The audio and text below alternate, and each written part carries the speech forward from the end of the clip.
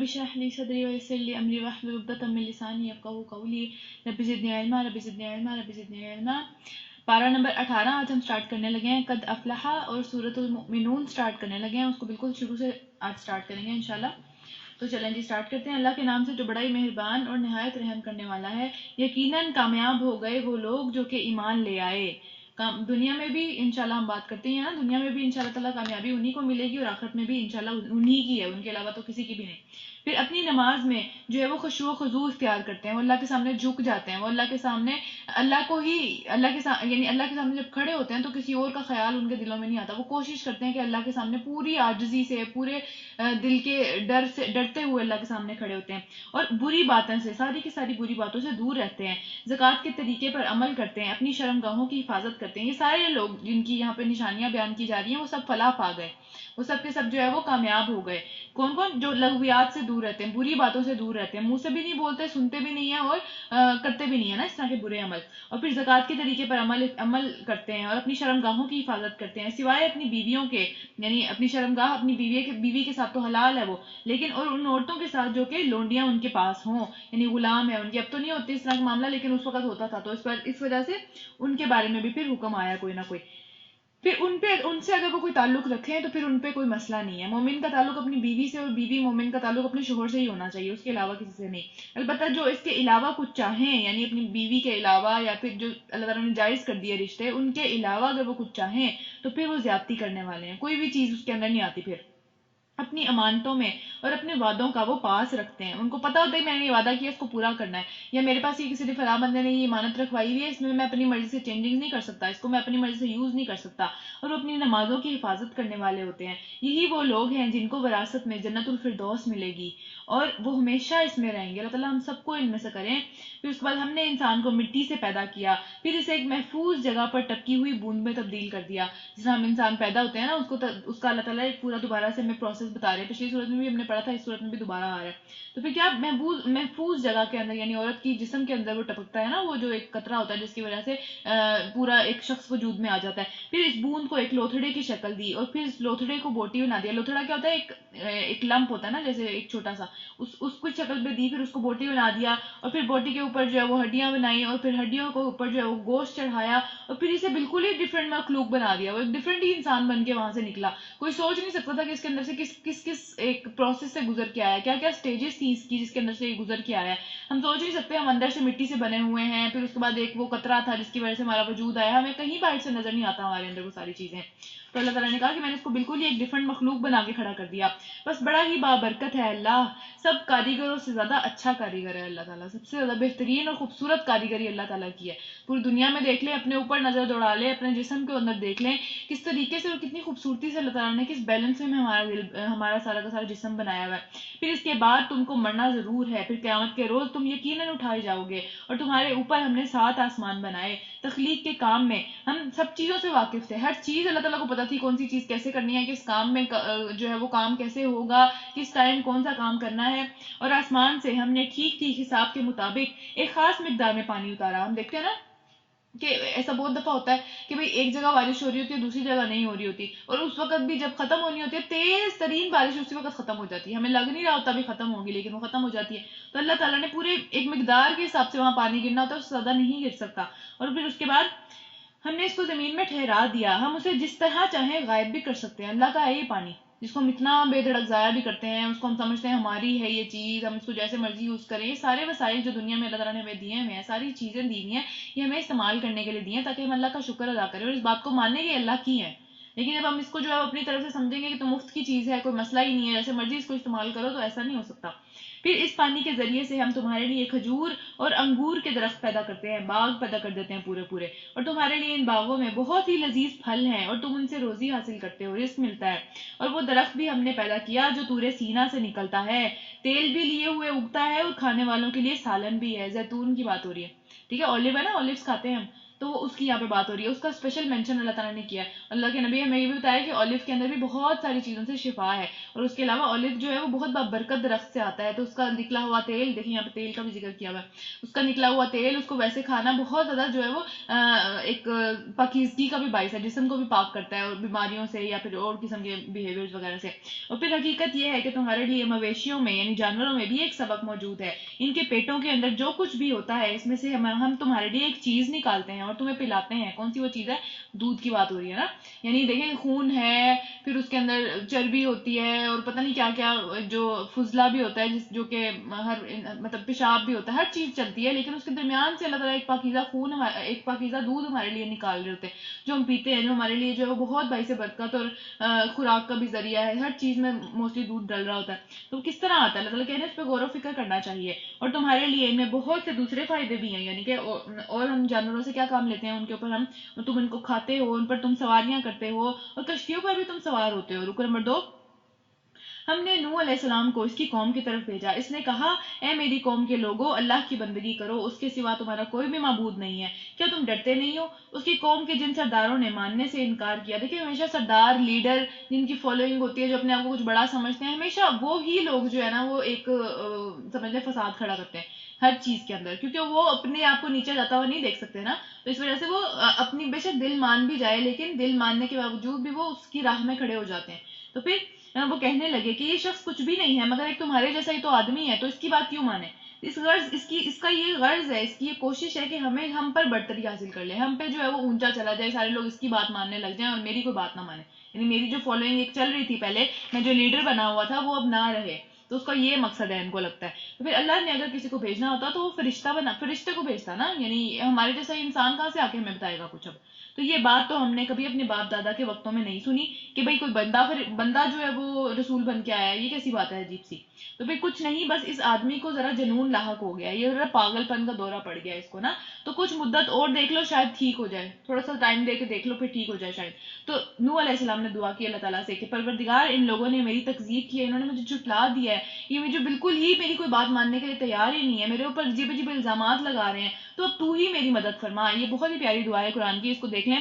رب انصرنی بما کذبون. ٹھیک ہے، یہ بہت ہی پیاری دعا ہے. اگر خدا نخواستہ ایسا کوئی مسئلہ ہو جائے کسی کی زندگی میں کہ جہاں پہ اس کو کوئی اس کی بات پہ یقین ہی نہیں کر رہا یا اس کے اوپر فضول الزامات لگائی چلے جا رہے ہیں، تو پھر یہ دعا مانگنی چاہیے. اللہ تعالیٰ نے نوح علیہ السلام کی یہ دعا قبول کی تھی. وہ چھوٹی سی دعا ہے، اور ہر معاملے میں کہیں پہ بھی جہاں پہ آپ اپنی بات پہ اڑے ہوئے ہیں اور اپنی بات جو ہے صحیح بات ہے، غلط بات پہ نہیں، صحیح بات پہ اڑے ہوئے ہیں، اور وہ جو ہے وہ کوئی بات آپ کی ماننے کے لیے تیار نہیں ہے، تو یہ دعا بہت اچھی ہے، اس کو یاد کر لیں، چھوٹی سی ہے.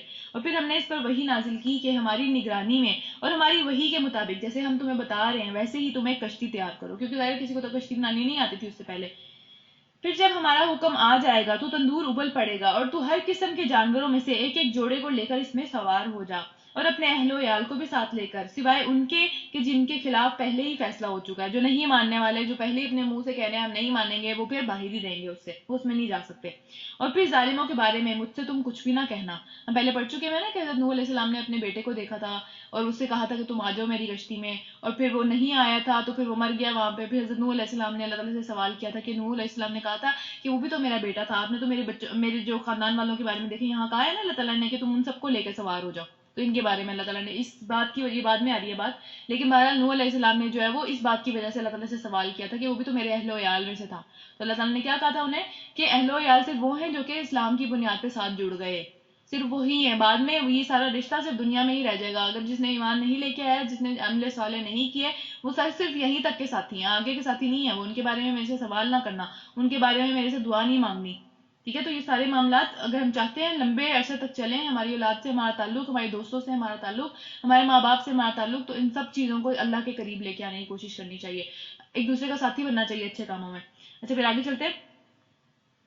اچھا تو پھر ظالموں کے بارے میں تم مجھ سے کچھ نہ کہنا، اب یہ غرق ہونے والے ہیں. پھر جب تو اپنے ساتھیوں سمیت کشتی پر سوار ہو جائے تو کہہ شکر ہے اس اللہ کا جس نے ہمیں ظالم قوم سے نجات دی، اور تو کہہ پروردگار مجھ کو برکت والی جگہ پر اتار، اور تو ہی بہترین جگہ دینے والا ہے. یہ بھی دعا ہے نا، یہ والی بھی، جو ایک تو کشتی میں چلنے کی بھی دعا ہے، اور اس کے علاوہ بھی اگر ہم کہیں جہاز کے اوپر ہیں یا ہم کہیں سفر کر رہے ہیں، کسی اور جگہ پہ شفٹ ہو رہے ہیں، کہیں پہ بھی، تو یہ دعا مانگنی چاہیے. بہت ہی پیاری دعا ہے کہ پروردگار مجھے برکت والی جگہ پہ اتار، میری اس جگہ کو میرے لیے برکت والا بنا دے جہاں میں جانے لگا ہوں. اور پھر تو ہی بہترین جگہ دینے والا دنیا کے اندر. پھر اس قصے میں بہت سارے نشانیاں ہیں اور آزمائش تو ہم کر کے ہی رہتے ہیں, آزمائش تو ہر ایک کی ہو کر ہی رہے گی اس دنیا میں.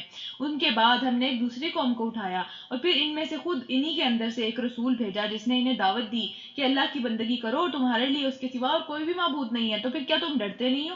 یہاں پہ رکو نمبر 2 ختم ہو گیا, تیسرا شروع کرتے ہیں.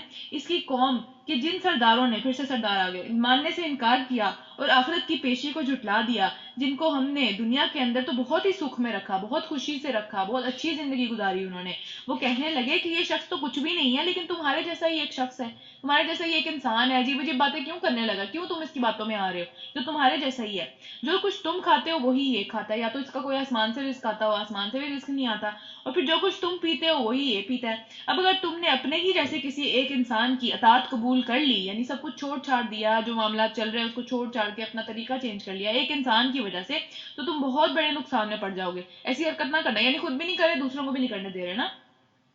تو یہ تمہیں اطلاع دیتا ہے, یعنی کس طرح کی بات ہمیں سنا رہا ہے آ کے, کہ جب تم مٹی ہو جاؤ گے اور ہڈیوں کا جو ہے وہ ایک ڈھانچہ بن کے رہ جاؤ گے تو اس وقت تم قبروں سے نکالے جاؤ گے. کیسی بات ہے, ایسی بات تو ہم نے کبھی سنی ہی نہیں. تو پھر بہت دور کی بات ہے, اگر ہوگا بھی تو بہت ہی دور ہے, ایسا کچھ نہیں ہونے والا. یہ اس طرح عجیب و غریب باتیں ہمیں کہہ رہا ہے. اور پھر زندگی کچھ نہیں ہے مگر صرف ایک یہی زندگی ہے. آج بھی ہم یہ کہتے ہیں نا, you only live once, YOLO, بڑا ایک کول قسم کا یہ ایک وہ بنایا ہوا ہے, ہیش ٹیگ بھی ہوتا ہے. تو یہ وہی والی بات یہ بھی کرتے تھے کہ زندگی کچھ نہیں ہے, بس یہ ایک ہی زندگی ہے, ایک ہی زندگی ہے, اس کو اچھا طریقے سے جی لو. کیوں اپنے پابندیاں لگائیں, کیوں اس کی بات مان لیں, کیوں اپنے طریقوں کو چھوڑ دیں, کیوں مشکل میں پڑ جائیں, ایسے پڑ جائیں, فضول میں پڑ جائیں. تو پھر یہی ہم کو مرنا ہے اور جینا ہے, اور ہرگز ہم نہیں اٹھائے جائیں گے. یہ شخص خدا کے نام پر محض جھوٹ بول رہا ہے, یعنی نبی کو جھوٹا کہہ رہے ہیں, اور پھر ہم کبھی اس کی بات ماننے والے نہیں ہیں. تو رسول نے کہا, پروردگار ان لوگوں نے, پھر رسول نے دعا کی کہ اے پروردگار, اب یہ دوسرے رسول تھے, یہ حضرت نوح علیہ السلام نہیں تھے, ان لوگوں نے جو میری تکذیب کر دی, مجھے جھٹلا دیا, میرے پہ اس طرح کی باتیں کرنے لگے, تو پھر اب تو ہی میری مدد فرما. تو جواب میں اللہ تعالیٰ نے جواب دیا کہ قریب ہے وہ وقت جب یہ اپنے کیے پر پچھتائیں گے, بہت پچھتائیں گے. آخرکار ٹھیک ٹھیک حق کے مطابق ایک بہت بڑا عذاب ان کو آ گیا اور ہم نے ان کو کچرا بنا کر پھینک دیا. لیکن اتنا غرور اور کچرے میں چینج ہو جائے, سوچیں کتنی عجیب اور مطلب عبرت والی بات ہے یہ, اس سے پناہ مانگنی چاہیے. اور پھر اللہ تعالیٰ نے کہا کہ دور ہو گئی ظالم قوم, بہت غرور تھا نا, کہاں ہے اب. تو پھر آگے, پھر ہم نے اس کے بعد اور قوموں کو اٹھایا, کوئی قوم نہ اپنے وقت سے پہلے ختم ہوئی اور نہ ہی اس کے بعد ٹھہر سکی, ایک لمحہ بھی آگے پیچھے نہیں ہوا, ایک گھڑی بھی آگے پیچھے نہیں ہوئی. پھر ہم نے بار بار آگے پیچھے رسول بھیجے, جس قوم کے پاس بھی اس کا رسول آیا اس نے اسے جھٹلا دیا, اور ہم ایک کے بعد ایک قوم کو ہلاک کرتے ہی چلے گئے. بار بار جو نہیں مانے ان کے ساتھ برا ہی ہوا, جو نہیں مانے دنیا میں بھی تباہ و برباد ہو گئے اور آخرت میں تو کوئی حصہ ہی نہیں ہے. آج کل ہمارے اوپر اس طرح کے عذاب نہیں آتے جو پہلی قوموں پہ آتے تھے, لیکن ہمارے اوپر بھی کسی نہ کسی شکل میں عذاب آتے ہیں. اگر ہم اپنا کام پورا نہیں کرتے ہمارے اوپر عذاب آتے ہیں ابھی بھی, ٹھیک ہے. تو اللہ تعالیٰ ابھی بھی جو ہے وہ بعض لوگوں کے ذریعے سے دفع کر دیتے ہیں اس دنیا کے اندر سے. اب ڈفرینٹ ہو گیا طریقہ, لیکن پہلے تو یہ طریقہ تھا, اب تھوڑا ڈفرینٹ ہو چکا ہوا ہے. لیکن ایسا نہیں ہے کہ ہم کہیں کہ اللہ تعالیٰ نے ہمیں کھلی چھوٹ دے دی, ایسا بالکل بھی نہیں ہے. پھر آگے اچھا, اس کے بعد جس قوم کے پاس بھی اس کا رسول آیا اس نے اس کو جھٹلایا. ہر رسول جھٹلایا گیا, ہر اللہ کا پیغام دینے والا, اس کو پاگل بھی کہا گیا ہے, اس کو بیکورڈز بھی کہا گیا ہے, اس کو دیکھیں کتنی عجیب عجیب باتیں لوگوں نے کہی ہیں. تو آج بھی ہمیں ایسی باتیں سننے کو ملتی ہیں نا کہ تو دقیانوسی سوچ ہے, یہ تو اتنی بالکل ہی پتہ نہیں کیسی سوچ ہے. اسلام جتنا جو بھی اسلام کو فالو کرتے ہیں, جو بھی دین کو بھی فالو کرتے ہیں, اب تو بڑا فتنہ آ گیا ہے نا. اب تو کوئی بھی دین ہو, چاہے وہ کرسچنز ہو چاہے وہ جوز ہو, ان سب کو ہی برا سمجھا جاتا ہے, کیونکہ ان کے اگینسٹ جو کھڑے ہوئے ہیں وہ ایتھیسٹ کھڑے ہوئے ہیں نا, کہ جو کہ کچھ سمجھتے ہی نہیں ہے دین کو. تو اب صرف اسلام کی بات نہیں ہے, اب ہر ریلیجن کی بات آ گئی ہے. جو بھی کسی ریلیجن کو فالو کرے گا وہ ایکسٹریمسٹ سمجھا جائے گا, کہ یہ تو شاید بہت ہی عجیب ان کی سوچ ہے, یہ تو کچھ بھی نیا نہیں سوچ سکتے, تو پرانے ہی خیالوں میں پھنسے ہوئے ہیں, وہ والی بات ہے نا. تو پھر اور ہم نے ہر ایک کے بعد ایک قوم کو ہلاک کرتے چلے گئے, حالانکہ ان کو بس ایک افسانہ, ایک پرانی کہانی ہی بنا کر چھوڑ دیا. پھٹکار ہے, اللہ کی لعنت ہے ان لوگوں کے اوپر جو ایمان نہیں لے کے آتے, جو اس طرح کی باتوں میں ہی پڑے رہ جاتے ہیں نا. اور پھر اس کے بعد پھر ہم نے موسیٰ علیہ السلام اور ان کے بھائی ہارون علیہ السلام کو اپنی نشانیاں اور کھلی معجزوں کے ساتھ جو فرعون کے پاس بھیجا, فرعون کی سلطنت کی طرف روانہ کیا. مگر انہوں نے بھی تکبر کیا, وہ بھی اڑ گئے, ضد پہ اڑ گئے, کہنے لگے کہ کیا ہم اپنے جیسے ہی 2 آدمیوں کے اوپر ایمان لے کے آئیں, اور اس کے اوپر یہ بات کہ یہ ہے بھی اس قوم کے اندر سے جو کہ ہماری غلام ہے. اب غلام کی بات سننا کتنا مشکل ہے, ہم تو چھوٹوں کی بات نہیں سنتے, تو غلام کی بات کیا ہے. ہم اپنے بچوں کی بات نہیں سنتے, تو غلام کی بات کیا ہوگی, سوچیں. اور اس زمانے میں غلام کس طرح کا ان کے ساتھ سلوک تھا. پھر پس انہوں نے دونوں کو جھٹلا دیا اور ہلاک ہونے والوں میں سے جا ملے. اور موسیٰ علیہ السلام کو ہم نے کتاب عطا فرمائی تاکہ لوگوں سے اس کی رہنمائی کر سکے, لوگ اس سے رہنمائی حاصل کر سکے. ہماری کتاب اچھے اچھے غلافوں میں الماری میں رکھنے کے لیے نہیں ہے, یہ زندگی کا راستہ بتانے کے لیے ہے. یہ نور ہے, جس طرح ٹارچ لائٹ ہوتی ہے نا, آگے کی روشنی دکھاتی ہے, آگے کیا ہے, کس چیز سے بچنا ہے, کس چیز کے ساتھ ہم جا سکتے ہیں, کہاں ہم سیف ہیں, کون سی چیز کریں گے تو ہمارا فائدہ ہوگا, کون سے راستے پہ چلیں گے تو ہمارا نقصان ہوگا. یہ سب چیزیں, وہ ٹارچ لائٹ جو ہے وہ یہ قرآن ہے. اس کو الماری میں رکھنے کے لیے نہیں ہے یہ, اور نہ ہی جو ہے وہ سمپل عربی پڑھنے کے لیے ہے. ظاہر ثواب ہوتا ہے عربی پڑھنے سے بھی, لیکن جب ہم اس کو سیکھیں گے ہی نہیں اس کے اندر کیا ہے, تو ہمیں فائدہ کیسے دے گی, کیسے بتائے گی ہمیں راستہ, جب ہمیں سمجھ ہی نہیں آئے گا اس میں لکھا کیا ہوا. تو پھر آگے, اور ابن مریم یعنی عیسیٰ علیہ السلام اور اس کی ماں کو ہم نے ایک نشانی بنا دیا. ہم پہلے بھی پڑھ چکے ہیں حضرت عیسیٰ علیہ السلام کو اور ان کی مدر کو کس طریقے سے اللہ تعالیٰ نے نشانی بنا دیا کہ آج سب سے زیادہ اور رہتی دنیا تک, جب تک وہ دنیا ہے, کیونکہ حضرت عیسیٰ علیہ السلام نے دوبارہ بھی آنا ہے نا ابھی, تو پھر کیا کہ وہ ہمیشہ کے لیے نشانی بن کے رہ گئے. ہمیشہ ان کو لوگ یاد رکھیں گے, ہمیشہ ان کو جو ہے وہ ان کے آنے کا انتظار بھی کرتے ہیں لوگ, یعنی وہ ایک نشانی ہی رہ گئے ہیں, ان کو بھولا نہیں کوئی بھی. اور پھر ان کو ایک وادی کے اندر ہم نے رکھا, یعنی جب چھوٹے تھے تو ان کو ایک وادی کے اندر رکھا, اور وہ اطمینان کی جگہ تھی, اور چشمے اس نے جاری کر دیا تاکہ وہ سکون سے رہیں. رکن نمبر 4, اے پیغمبروں کھاؤ پاک چیزیں اور عمل کرو صالح اچھے, یعنی پیغمبروں کو بھی سیم ہی حکم ہے نا, دیکھیں پیغمبروں سے بات ہو رہی ہے. اور پھر تم جو کچھ بھی کرتے ہو اسے میں خوب جانتا ہوں, اور یہ تمہاری امت ایک ہی امت ہے, اور میں تمہارا رب ہوں, بس مجھی سے ڈرو. یعنی جو لوگ بڑی بڑی باتیں کر رہے ہیں, جو لوگ بڑے بڑے تکبر کر رہے ہیں, ان سے ڈرنے کی ضرورت نہیں ہے. مگر بعد میں لوگوں نے اپنے دین کو آپس میں ٹکڑے ٹکڑے کر لیا, کسی نے ایک حصہ پکڑ لیا, کسی نے دوسرا حصہ پکڑ لیا, اور دونوں نے ایک دوسرے کو کافر کہنا شروع کر دیا. یہ ہوا بعد میں. اور پھر ہر گروہ کے پاس جو کچھ بھی ہے وہ اسی میں مگن ہے. اس کو یقین ہی نہیں آ رہا کہ یار دوسری جگہ بھی کوئی سچائی ہو سکتی ہے, ہو سکتا ہے کہ میں غلط ہوں, ایسی کوئی بات نہیں جی, اور وہ اپنی میں اپنی مگن ہوئے میں. اچھا تو چھوڑو انہیں, ڈوبے رہے اپنی غفلت کے اندر, اپنی بے پرواہی کے اندر ایک خاص وقت تک. کیا یہ سمجھتے ہیں کہ جو ہم نے انہیں مال اور اولاد دیے چلے جا رہا اللہ تعالیٰ, تو کیا انہیں بھلائیاں دینے کی ہی بس بات کی گئی ہے؟ یعنی دنیا میں اگر بھلائی کسی کو مل رہی ہے تو اس کا یہ مطلب نہیں ہے کہ اس کے لیے بھلائیاں ہی بھلائیاں آخرت میں بھی اور آگے بھی چلتی رہیں گی, ایسا بالکل بھی نہیں ہے. تو کبھی بھی یہ بات نہیں سوچنی چاہیے کہ اللہ تعالیٰ مجھے نعمتوں پہ نعمتیں دیے چلے جا رہے ہیں, میرے ساتھ کوئی مسئلہ نہیں ہو رہا, میں خوشی کی زندگی گزار رہا ہوں, تو اللہ تعالیٰ میرے سے بہت خوش ہے. ایسا کچھ نہیں ہے. یہ ساری چیزیں اللہ تعالیٰ نے کافروں کو بھی دی ہوئی ہیں, مشرکوں کو بھی دی ہوئی ہیں. تو ہمیشہ جو بات مطلب, کیونکہ مومن کے اوپر تو ویسے مصیبتیں زیادہ آتی ہیں, کیونکہ اس کا آزمائش ہو رہی ہوتی ہے, اللہ تعالیٰ اس کو پاک کر رہے ہوتے ہیں, اللہ تعالیٰ اس کو جو ہے وہ ایک مضبوط انسان بنا رہے ہوتے ہیں. جو بھی اللہ تعالیٰ کی حکمتیں ہیں وہ تو ہم سمجھ ہی نہیں سکتے, لیکن بہرحال ایک مومن کے اوپر مصیبتیں ہمیشہ زیادہ آتی ہیں, کیونکہ اس کے درجات بھی اللہ تعالیٰ نے بلند کرنے ہیں, وہ صبر کرے گا, اس کا پھل بھی دینا ہے, اس کو جو ہے وہ اس کا ثواب بھی دینا ہے. ہمیشہ مومن پہ مصیبتیں زیادہ آئیں گی. تو پھر جو دنیا میں بہت مگن ہے, بہت خوش ہے, تو اس کو یہ نہیں سوچنا چاہیے کہ اللہ میرے سے خوش ہے. پھر آگے, اچھا تو چھوڑو انہیں ڈوبے, سوری کہاں ہے, ہاں اصل میں تو ان کو اصل بات کا پتہ ہی نہیں ہے. حقیقت میں جو لوگ اپنے رب کا خوف کھانے والے ہیں, جو اللہ سے ڈرنے والے ہوتے ہیں, جو اپنے رب کی آیات پر ایمان لاتے ہیں, جو اپنے رب کے ساتھ کسی کو شریک نہیں کرتے, اللہ کو ایک ہی مانتے ہیں, اور پھر جن کا حال یہ ہے کہ دیتے ہیں جو کچھ بھی دیتے ہیں, اور دل ان کا اسی خیال سے کانپتا رہتا ہے. یعنی لوگوں کو بھی دیتے ہیں, لیکن پھر دیتے ہوئے بھی دل ان کا اسی خیال سے کانپتا رہتا ہے کہ ہمیں اپنے رب کی طرف پلٹ کر جانا ہے, اللہ کو کیسے جواب دیں گے, اللہ میں اتنا گناہ گار انسان ہوں, اللہ کے سامنے کیسے کھڑا ہونا ہے. اور پھر وہی بھلائیوں کی طرف دوڑنے والے ہیں, اور سبقت لے کر انہیں پا لیتے ہیں. یعنی سارے لوگ کہتے ہیں نا میں یہ کام کروں گا, میں یہ کام کروں گا, یہ کام کروں گا, لیکن سارے کر نہیں پاتے. سارے لوگ سوچتے ہیں میں یہ ایک اچھا کام کرنا شروع کروں گا, لیکن سب کر نہیں پاتے اس کام کو. لیکن یہ وہ لوگ ہوتے ہیں جو آگے بڑھ کے وہ کام کر دیتے ہیں, کر کے دکھاتے ہیں کہ یہ کام ایسے ہوتا ہے. ٹھیک ہے, ان لوگوں کو تو نہیں دکھاتے, لیکن اپنے لیے ان کو پتا ہوتا ہے کوئی کام نہیں کر رہا, میں یہ کام کر دیتا ہوں. تو آگے بڑھ کے ریس لگا کے وہ سب سے آگے نکل جاتے ہیں, اور وہ کام کر کے لیتے ہیں جو کہ دوسرے لوگ نہیں کر پاتے, جو کہ دوسرے لوگ بھی سوچ ہی رہے ہوتے ہیں, وہ کام کر گزر جاتے ہیں. اچھا اس کے بعد آگے چلتے ہیں.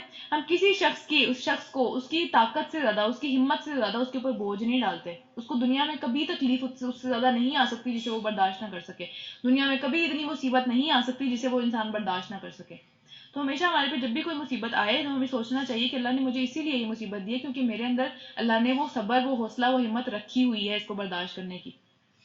تو پھر اور ہمارے پاس ایک کتاب ہے جو ہر ایک کا ٹھیک ٹھیک حال بتا دینے والی ہے, اور لوگوں پر بالکل بھی ظلم جو ہے وہ نہیں کیا جائے گا, مگر یہ لوگ اس معاملے میں بے خبر بیٹھے ہوئے ہیں, اور ان کے اعمال بھی اسی طریقے سے جس طرح اوپر ذکر کیا گیا ہے وہ مختلف ہیں. ہمیشہ ہر ایک نے جو ہے اپنا اپنا دین بنا لیا, ہر ایک نے جو اپنے اپنے طریقے بنا لیے. نماز کا بھی طریقہ الگ ہے, روزوں کا بھی ٹائمنگ الگ کر لی, نمازوں کی ٹائمنگ بھی الگ کر لی, ہر چیز اپنے مطابق کر لی نا. اور پھر اپنے کرتوت یہ کیے ہی چلے جائیں گے یہاں تک کہ جب کہ ان کے عیاشیوں کو ان کی عیاشیاں جو چل رہی ہیں دنیا کے اندر اس کو اللہ تعالیٰ عذاب میں پکڑ لے. یہ کرتے چلے جائیں گے جب تک یہ عذاب نہیں آ جائے گا نا, یہ تب تک کرتے ہی چلے جائیں گے اس چیز کو, اور پھر وہ فوراً ہی پچھتانا شروع کر دیں گے, فوراً ہی اپنے بہانے کہ اللہ تعالیٰ واپس بھیج دیں, اب نہیں کریں گے یہ کام. اور پھر اب ان سے تب کہا جائے گا کہ اب بند کرو اپنی فریاد اور درخواستیں, اب ضرورت نہیں ہے ان باتوں کی, جب ٹائم تھا اس وقت سیکھنا تھا. اور پھر ہماری طرف سے اب کوئی مدد تمہاری طرف نہیں آئے گی. میری آیات سنائی جاتی تھی تو تم لوگ رسولوں کی آواز سنتے ہی الٹے پاؤں بھاگ جاتے تھے. ہم نے یہ بات سنی, ہمیں پتہ ہے, ہم اپنے پچھلوں سے سن چکے ہیں, ہم نے پہلے بچپن میں قرآن پڑھ لیا, بس اب نہیں سنیں گے کچھ بھی. بس ٹھیک ہے, ہم نے 4 دفعہ قرآن ختم کیا یا 10 دفعہ کر لیا, بس بہت دفعہ کر لیا, اب کوئی ضرورت نہیں ہمیں سننے کی. تو وہ اس طرح کی باتیں. اور پھر اپنے تکبر کے اندر, اپنے گھمنڈ کے اندر, اپنی انا اور ضد کے اندر اس کو کسی خاطر میں ہی نہیں لے کے آتے تھے. کوئی دوسرا بندہ اگر کچھ بتانے کی بھی کوشش کر رہا ہے اس کو کچھ سمجھنا ہی نہیں ہے کہ اس کو تو کچھ نہیں پتا, ہمیں ہی پتا ہے سب کچھ. اور پھر اپنے غرور میں اس پر باتیں چھانٹتے تھے کہ اس کی باتوں میں سے ہی باتیں نکالو اور اس کو کہو کہ یہ تم نے جو ہے نا اس طرح کی بات تم نے ہی کہی تھی, اور تم نے یہ کہا تھا اور یہ کہا تھا, یہ چیز غلط ہے تمہاری بات میں اور وہ چیز غلط ہے. میری آواز آ رہی ہے؟ میرا مائک میوٹ ہو گیا تھا شاید. اچھا, اس کے بعد آگے چلتے ہیں. ہاں, اس پر باتیں چھانٹتے ہیں نا, اور پھر بکواس کرتے ہیں. اور پھر کیا تو کیا ان لوگوں میں کبھی اس بات پر, اس کلام کے اوپر, اس جو ظاہر ہمارا جو کتاب ہے اس کے اوپر غور نہیں کیا, یا وہ کوئی ایسی بات لے کے آیا ہے جو کبھی ان کے پچھلے گزرے ہوئے لوگوں نے بھی نہیں سنی ہوئی, یعنی ان کو پتہ ہی نہیں ہے کہ اسلام ہے کیا یا اللہ ہے کون. یہ تو سب کو ہی پتا ہے نا, تو کم از کم بات تو سن لینی چاہیے اگر اللہ کی کوئی بات کوئی بتانے کی کوشش ہی کر رہا ہے. کیا یہ اپنے رسول سے کبھی واقف ہی نہیں تھے؟ یعنی انجانے آدمی تو نہیں تھے نا نبی صلی اللہ علیہ وسلم, 40 سال ان کے درمیان میں رہے تھے, مکی صورت پڑھے تو 40 سال ان کے درمیان میں رہے تھے. کوئی ایسا تو نہیں تھا کہ باہر کا کوئی بندہ آگے انہیں کچھ بتانے لگ گیا. ان 40 سالوں میں انہوں نے ہی ان کو جو ہے وہ صادق اور امین کا خطاب دیا ہوا تھا نا, کہ بھائی ان سے زیادہ سچا تو کوئی نہیں ہے. تو جب انہوں نے اللہ کی بات بتانی شروع کی تو پھر وہ سے کیا جھوٹے ہو گئے؟ تو پھر کیا ناؤذ باللہ وہ مطلب مجنون ہو گئے کہ ان کے اوپر دورے پڑنے لگے انہیں اس طرح کی باتیں جو انہوں نے کہی, ناؤذ باللہ. تو ایسا معاملہ ہو گیا. تو پھر اس سے کیوں بدکتے ہیں, اس سے کیوں دور دور بھاگ رہے ہیں؟ مطلب پہلے اس کے قریب قریب رہنا, لیکن جب اللہ کی بات کرنے لگے تو وہ دور چلے جائیں گے اس سے. تو کیا یہ اس بات کو مانتے ہیں کہ وہ پاگل ہے؟ یہ بھی مانتے ہیں کیا؟ ان کو پتہ بھی نہیں ہے, صرف یہ بات کرتے ہی ہیں منہ سے. صرف اس طرح کی تنگ کرنے کے لیے, دوسروں کو اذیتیں دینے کے لیے بہت ساری باتیں ہوتی ہیں نا, ہم صرف اس لیے کرتے ہیں تاکہ دوسرا بندہ جو ہے وہ ہرٹ ہو جائے. صرف اس لیے ہم وہ بات کرتے ہیں, ورنہ ہمارا مقصد نہیں ہوتا وہ بات کرنے کا. ڈیپ ڈاؤن ہم وہ بات سمجھتے بھی نہیں ہیں سچ, لیکن منہ سے جان بوجھ کے ایسی باتیں نکالتے ہیں. تو اللہ تعالیٰ کہہ رہے ہیں اسی لیے ایسی باتیں کرتے ہیں, بلکہ وہ تو حق لے کر آیا ہے اور حق اکثریت کو ناگوار گزرتا ہے. ہم نے پہلے بھی یہ بات کی ہے نا, کبھی بھی وہ راستہ جس کے اوپر میجورٹی چل رہی ہو وہ ہمیشہ موسٹلی غلط ہوتا ہے, کیونکہ عام طور پہ اکثریت کبھی بھی اس چیز کو سپورٹ نہیں کرتی جو کہ سچ ہو, جو کہ واقعی اچھی بات ہو. ہمیشہ اس پہ کم ہی لوگ چل رہے ہوں گے, ہمیشہ اس پہ مطلب آپ کو وہ لوگ ملیں گے جو کہ دنیا میں شاید اتنا زیادہ جن کے پاس نہ ہو. کیوں؟ کیونکہ ان کے پاس کچھ کھونے کے لیے نہیں ہوتا نا. اگر دنیا میں اللہ تعالیٰ بہت ساری چیزیں دے دیتے تو وہی آزمائش بن جاتا اس راستے کے اوپر چلنے کے لیے نا.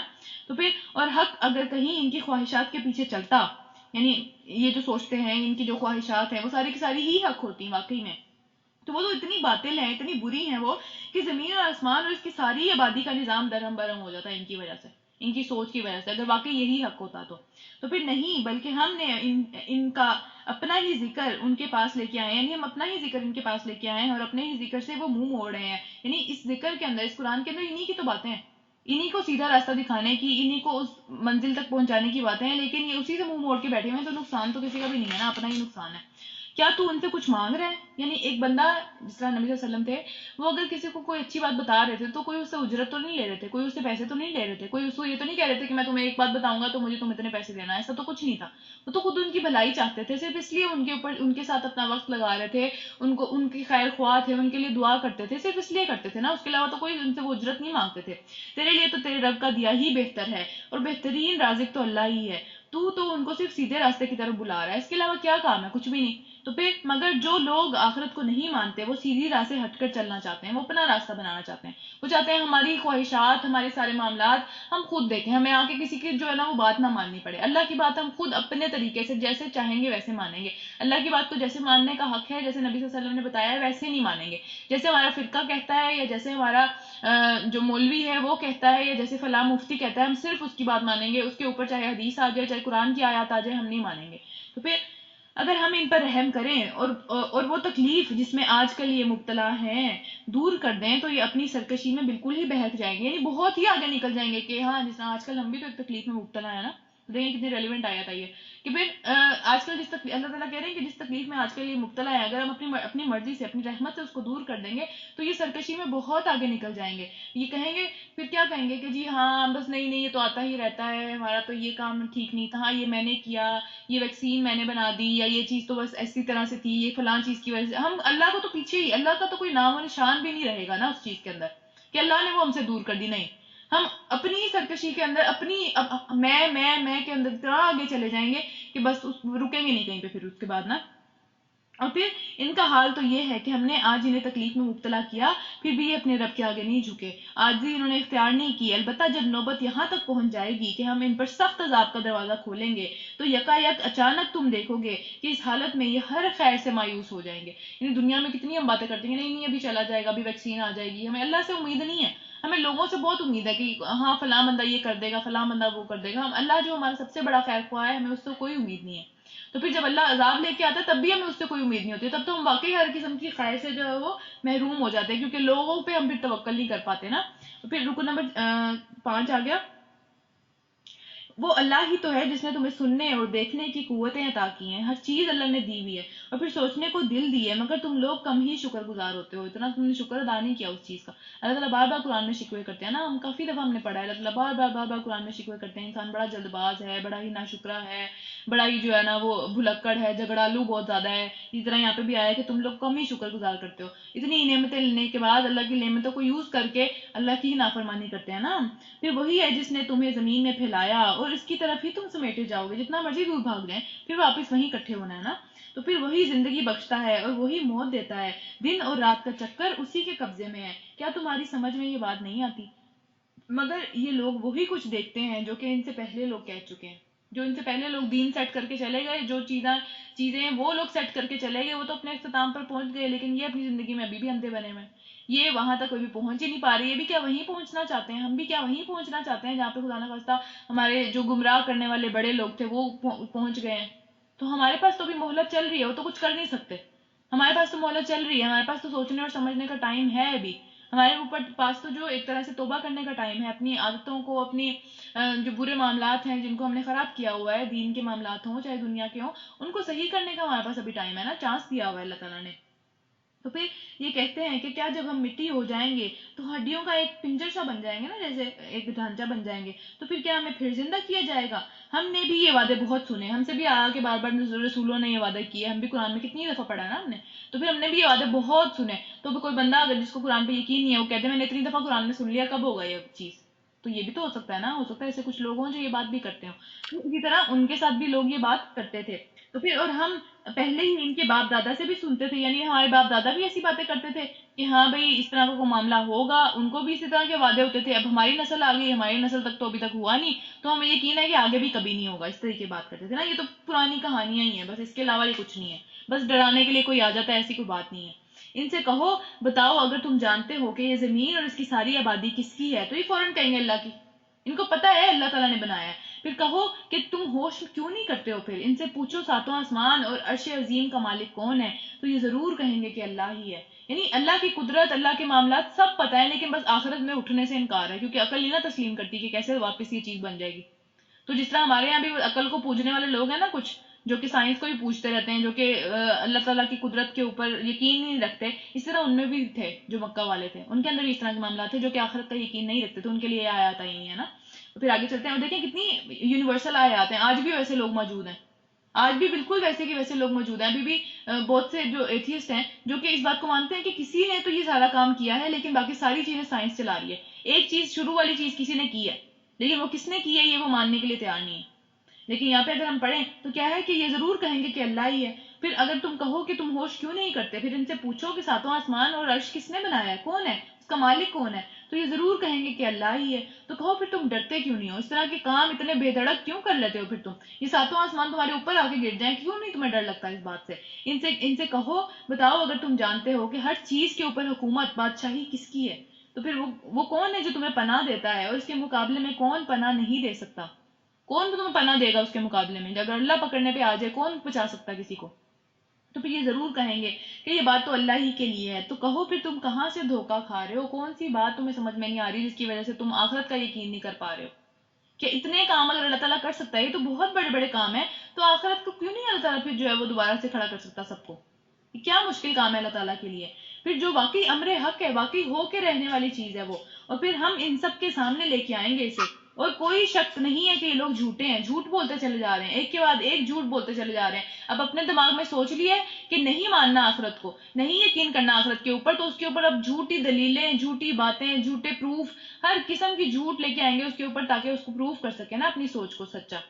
تو پھر اللہ تعالیٰ نے یہ کہہ دیا کہ کوئی شک ہی نہیں ہے اس بات کے اندر کہ یہ لوگ جھوٹے ہیں، جھوٹ بولتے ہیں اور ہر قسم کی جھوٹی دلیل بھی لے کے آتے ہیں. اللہ نے کسی کو اپنی اولاد نہیں بنایا ہے، اور پھر کوئی دوسرا خدا اس کے ساتھ نہیں ہے. اگر ایسا ہوتا تو ہر خدا اپنی خلق کو لے کر الگ ہو جاتا. ہمارے لوگوں میں بھی تو کتنے مسئلے ہوتے ہیں نا، ہم الگ ہو جاتے ہیں. جیسے ایک بہت بچپن سے خاندان ساتھ رہ رہا ہوتا ہے، ایک وقت آتا ہے کہ سارے کہتے ہیں نہیں نہیں ہم اب الگ ہو جائیں گے. تو نہیں چل سکتا ساتھ، دو لوگ ساتھ نہیں چل سکتے جن کے انٹرسٹ ڈفرینٹ ہوں، جن کے معاملات ڈفرینٹ ہوں، انلیس کہ ان کے اندر کوئی اس طرح کا رشتہ ہو. جیسے دیکھیں نا، اب نکاح کا جو رشتہ ہے اس کے اندر ظاہر سی بات ہے اللہ تعالیٰ نے محبت رکھی ہے، برکت رکھی ہے، اس کا ایک الگ قسم کا حساب کتاب ہے. لیکن بہرحال یہ بہن بھائیوں کا جو معاملہ ہوتا ہے یا پھر رشتہ داروں کا معاملہ ہوتا ہے، لوگ نہیں چل سکتے ساتھ، مشکل کام ہے. اور اسپیشلی دو بادشاہ، ایک جنگل کا اللہ نے ایک ہی بادشاہ بنایا ہے جو کہ شیر ہے. طاقتور ایک ہی زیادہ بڑا ہو سکتا ہے، ایک شیر اپنے علاقے میں دوسرے شیر کو برداشت نہیں کرتا. آپ نے دیکھا ہوگا شاید نیشنل جیوگرافی کے اوپر اس طرح کی بہت ساری جو ہے وہ ڈاکیومنٹریز ہوتی ہیں نا. تو یہ وہی والی بات اللہ تعالیٰ یہاں پہ کر رہے ہیں کہ اگر اس طرح کا معاملہ ہوتا تو ہر خدا اپنی خلق کو لے کے الگ ہو جاتا، اور پھر وہ ایک دوسرے کے اوپر چڑھ دوڑتے، آپس میں لڑائیاں کرنی شروع کر دیتے. تو پھر اس کے بعد کیا ہوتا ہے کہ پاک ہے اللہ ان باتوں سے جو یہ لوگ کرتے ہیں. اتنا آرام اور اتنا سکون سے یہ سارا معاملہ چل رہا ہے، یہ ان کی عقل کیوں نہیں کام کرتی کہ یہ کیوں چل رہا ہے؟ اتنے آرام سے کیسے چل سکتا ہے؟ دو خدا نہ خواستہ اگر خدا ہوتے تو کیسے چل سکتا تھا؟ پھر کھلے اور چھپے کا جاننے والا ہے، وہ بہت اونچا ہے، اور اس شرک سے جو یہ لوگ کرتے ہیں نا اس سے بہت اونچا ہے. وہ یہ بہت گھٹیا بات کرتے ہیں اللہ کے ذمہ پہ. پھر رکو نمبر یہاں پہ 5 ختم ہوتا ہے، رکو نمبر 6 سٹارٹ کرنے لگے سورہ مومنون کا پارہ نمبر 18 کے اندر. پھر اے نبی صلی اللہ علیہ وسلم آپ یہ دعا کیا کریں کہ پروردگار جس عذاب کی ان کو دھمکی دی جا رہی ہے اگر وہ میری موجودگی میں ہی آ جائے تو اے میرے رب مجھے ان ظالموں میں شامل نہ کرنا. یہ والی دعا بھی بہت پیاری ہے، ربی فلا تجعلنی فی القوم الظالمین، کہ اللہ تعالیٰ مجھے ظالم قوم میں شامل نہ کرنا، جو سارے کے سارے ظلم کرنے والے ہیں جن کو آپ پکڑ لیں گے مجھے ان میں شامل نہ کرنا، جب ان کے اوپر عذاب آئے تو مجھے ان سے نکال لینا. تو یہ بہت پیاری دعا ہے، اس سورت کے اندر بہت ساری چھوٹی چھوٹی پیاری پیاری دعائیں ہیں، ان کو یاد کرنے کی کوشش کریں گے، میں بھیجوں گی بھی انشاءاللہ. اچھا اس کے بعد آگے چلتے ہیں. اور حقیقت یہ ہے کہ ہم تمہاری آنکھوں کے سامنے وہی چیز لے کے آنے والے ہیں، اس کی پوری قدرت رکھتے ہیں ہم لے کے آنے کی، یعنی نبی صلی اللہ علیہ وسلم کے ہوتے ہوئے بھی اور ان کے بعد بھی، کہ جس کی دھمکی ہم انہیں دیے چلے جا رہے ہیں نا وہ چیز آ سکتی ہے، اس میں کوئی بڑی بات نہیں ہے. اور پھر اے نبی صلی اللہ علیہ وسلم برائی کو، جو برے طریقے ہیں، برے باتیں ہیں لوگوں کی، کوئی ایسی چیز جو کہ آپ کو ہرٹ کرتی ہے یا پھر کوئی ایسا عمل جو کہ آپ کو پسند نہیں آتا کسی دوسرے بندے کا، اس کو اس طریقے سے دفع کرو، اس کا جواب اس طریقے سے دیا جانا چاہیے جو کہ بہترین ہو، اچھے طریقے سے بات کی جانی چاہیے. دوسرا بندہ اگر غلط طریقے پہ اتر آیا ہے، کوئی اس طرح کی بات پہ اتر آیا ہے جو کہ آپ کو نہیں پسند، تو اس کے لیول پہ جانے کی ضرورت نہیں ہے، اسے اچھے لیول کے اوپر آ کے اپنے لیول پہ اپنے حساب سے بات کرنی چاہیے، اور اس کے اگر نہیں مانتا تو پھر ظاہر اس کو وہاں سے چلے جانا چاہیے، کوئی مسئلہ نہیں ہے. تو پھر کیا ہے کہ اور وہ باتیں، وہ جو ساری باتیں آپ کے اوپر یہ لوگ بناتے ہیں وہ ہمیں خوب معلوم ہے. اور اے نبی صلی اللہ علیہ وسلم آپ یہ دعا کیا کریں. ایک اور دعا آ رہی ہے، یہ ہم نے یاد بھی کی ہوئی ہے، یہ والی دعا اس کا نہیں، یہ والی نہیں یاد کی، سوری. اسی طرح کی ایک اور دعا ہم نے یاد کی ہوئی ہے نماز میں، اعوذ باللہ پڑھنے سے، اعوذ باللہ کی جگہ پہ ہم نے جو یاد کی تھی نا، اعوذ باللہ السمیع العلیم من الشیطان الرجیم من ہمزی و نفخہ و نفسی، یہ بھی اسی طرح کی دعا ہے، شیاطین کے پاس آنے سے یہ بھی دعا ہے نا. آپ یہ دعا کیا کریں کہ پروردگار میں شیاطین کی اکساہٹوں سے، یعنی وہ ساری مجھے دماغ میں جو دل کرتا ہے نا کوئی بری بات کرے اس کو تو میں ایسا جواب دوں کہ لگ پتہ جائے شیطان کی طرف سے ہوتا ہے نا. تو ایسی اگر کوئی بات آئے دماغ کے اندر کہ اگر کسی نے برائی کی ہے اور میرے پاس بھی اختیار ہے برائی کرنے کا، تو میں بھی اس کو برائی کرنا چاہوں گی اس کے ساتھ، تو پھر اس کے بجائے یہ دعا مانگنی چاہیے کہ کیا، کہ وَقُلْ رَبِّ أَعُوذُ بِكَ مِنْ هَمَزَاتِ الشَّيَاطِينِ وَأَعُوذُ بِكَ رَبِّ أَنْ يَحْضُرُونِ، کہ اللہ تعالیٰ مجھے شیاطین کی ساری اکساہٹوں سے، وسوسوں سے جو میرے دل میں ڈال رہا ہے اس سے میں تیری پناہ مانگتا ہوں، بلکہ اے میرے رب تو مجھے اس سے بھی پناہ میں لے لے کہ وہ میرے پاس ہی آئیں، یعنی مجھے آگے کچھ بات کرنا تو دور کی بات ہے، یہ میرے پاس ہی نہ آئے، میرے سے بہت دور رہیں، تاکہ میں جو ہوں، جو سوچ رہا ہوں کہ میں نے برائی کو جو ہے وہ اچھائی سے دفع کرنا ہے، کسی کی برائی کو جو ہے وہ اچھے عمل سے، اچھی بات سے جو ہے وہ اس کو ختم کرنا ہے، تو شیاطین اس میں ظاہر ہے مسئلہ کریں گے نا آ کے، تو اس سے ہم پہلے ہی پناہ مانگ لینا تعالیٰ سے. یہ دعا بھی میں بھیجوں گی، اس میں بہت ساری آگے بھی 2-3 دعائیں آئیں گی نا آگے چل کے، تو ان شاء اللہ تعالیٰ ہم سب کو یاد کرنے کی کوشش کریں گے. اور پھر اگر لوگ اپنی ان حرکتوں سے باز نہ آئیں گے یہاں تک کہ جب ان میں سے کسی ایک کی موت کا وقت آ جائے گا تو کہنا شروع کر دیں گے کہ اے میرے رب مجھے اسی دنیا میں واپس بھیج دے جسے میں چھوڑ کر آیا ہوں، امید ہے کہ میں اب نیک عمل کروں گا۔ تو جو سارے لوگ دنیا میں نہیں سنبھلتے وہ پھر آخرت میں جا کے اس طرح کی باتیں کرتے ہیں، یا قبر میں بھی، کہ اب تھوڑی سی مہلت مل جاتی تو صحیح ہو جاتا۔ پیچھوں کو کتنا کو گمراہ کر کے چلے گئے، پیچھے کتنے ہزاروں میں بھی لوگوں کی فالوئنگ ہوتی ہے، آج کل تو ملینز اور بلینز میں بھی ہو رہی ہے، تو پھر ان سب کو گمراہ کر کے چلے گئے، کون اٹھائے گا وہ بوجھ؟ اگر یہاں وہاں آگے جا کے بھی یہ بات کہہ رہے ہیں کہ نہیں نہیں ہمیں واپس بھیج دیں ہم بالکل سیدھے ہو جائیں گے، تو پھر ہرگز نہیں، یہ تو بس ایک بات ہے جو کہ وہ کہہ رہے ہیں۔ ان سب مرنے والوں کے پیچھے یعنی ایک پردہ حائل ہے، برزخ کا یہاں پہ ذکر ہوا ہے نا، ہم کہتے ہیں نا کہ جب روح مرتی ہے، جب انسان کی جان نکل جاتی ہے تو وہ عالم برزخ میں چلا جاتا ہے، ایک پردے کے اندر چلا جاتا ہے، وہ نظر نہیں آتا ہمیں، وہاں پہ بھی زندہ ہوتا ہے وہ لیکن وہ برزخ میں چلا جاتا ہے نا۔ تو پھر دوسری زندگی کے دن تک یعنی اگلی زندگی جب تک اٹھائے نہیں جائیں گے واپس، وہ روح واپس جسم میں نہیں آئے گی اور اللہ کے ہاں کھڑے ہونا ہے نا جو قیامت والے دن، تو اس دن تک یہ روح جو ہے وہ برزخ میں ہی رہتی ہے پھر۔ اور پھر کچھ لوگ یہ بھی دعویٰ کرتے ہیں ہم روحیں بلاتے ہیں، تو ایسا کچھ نہیں ہو سکتا، ایک روح جب چلی جاتی ہے نا اس دنیا سے واپس نہیں آ سکتی، وہ جنات ہی ہوتے ہیں پھر اس کے بعد پھر جو ہی سور پھونک دیا گیا ان کے درمیان پھر کوئی بھی رشتہ نہیں رہے گا، اور وہ ایک دوسرے کو پوچھیں گے اس وقت جن کے پلڑے بھاری ہوں گے، یعنی میزان کے اندر جن کی نیکیوں کے پلڑے بھاری ہوں گے وہی فلاح پا جائیں گے، وہ کامیاب ہو جائیں گے اور وہ جشن منا رہے ہوں گے، اور پھر جن کے پلڑے ہلکے ہوں گے یعنی نیکیوں کے پلڑے ہلکے ہو جائیں گے، جن کے خدا نخواستہ اللہ نہ کرے ہم میں سے کوئی بھی ہو، پھر کیا کہ جن کے پلڑے ہلکے ہو جائیں گے وہی لوگ ہوں گے جنہوں نے اپنے آپ کو نقصان میں ڈال دیا، جو اس دن نقصان میں پڑ گیا وہی نقصان میں اٹھانے والا ہے سب سے بڑا، اس سے بڑا نقصان ہو نہیں سکتا، اور پھر جہنم میں ہمیشہ ہمیشہ رہیں گے، آگ ان کے چہروں کی کھال تک چاٹ جائے گی، ہر چیز جل کے رہ جائے گی۔ آج بھی ہم دنیا میں دیکھتے ہیں نا کہ کھال کی ہم کہتے ہیں کہ 7 لیئرز ہوتی ہیں اسکن کی، اوپر والی جل جاتی ہیں اندر والی پھر بھی رہ جاتی ہیں، لیکن وہ والی کیا ہے کہ وہ پوری کھال چاٹ جائے گی۔ اللہ کتنی استغفر اللہ ہمیں پڑھنی چاہیے ان چیزوں کے اوپر جب بھی ہم اس طرح کی آیات پڑھتے ہیں کہ اللہ تعالیٰ ہم سب کو اس طرح کے انجام سے محفوظ رکھے، اور ان کے جبڑے باہر نکل آئیں گے، جب کھال ہی نہیں ہوگی اوپر جبڑے ہی باہر نکلیں گے نا، ظاہر سی بات ہے، اللہ معاف کرے۔ پھر کیا تم وہی لوگ نہیں ہو، یعنی پھر اللہ تعالیٰ پوچھیں گے کہ کیا تم وہی لوگ نہیں ہو کہ جو کہ میری آیات تمہیں سنائی جاتی تھی تو تم انہیں جھٹلاتے تھے، کہ ایسا تو نہیں ہو سکتا، یہ تو نہیں ہو سکتا، یہ تو ایسی باتیں ہیں، فضول میں ہمیں کوئی ڈرا رہا ہے، ایسا تو نہیں ہو سکتا، ہم تو امیجن ہی نہیں کر سکتے اس چیز کو، یہ تو بات جو ہے وہ سائنس پروف ہی نہیں کرتی، ان باتوں کو سائنس پروف کرتی ہے ان باتوں کو نہیں کرتی، ہم اس کو مانیں گے اس کو نہیں مانیں گے۔ تو پھر اللہ تعالیٰ ان سے پوچھیں گے کیا تم وہی لوگ نہیں ہو آج اسی چیز کے اندر آ گئے جس چیز کو جھٹلا رہے تھے؟